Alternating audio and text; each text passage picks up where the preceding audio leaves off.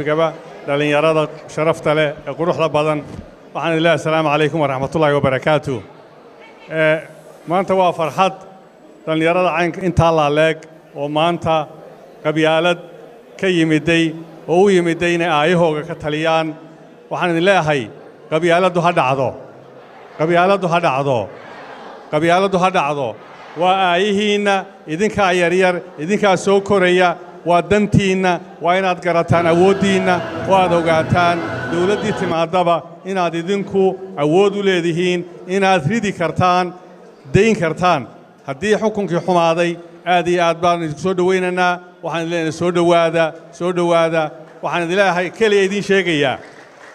intii naal ka fadhida ee dhalinyaradii nin walba wuxuu yaqaanaa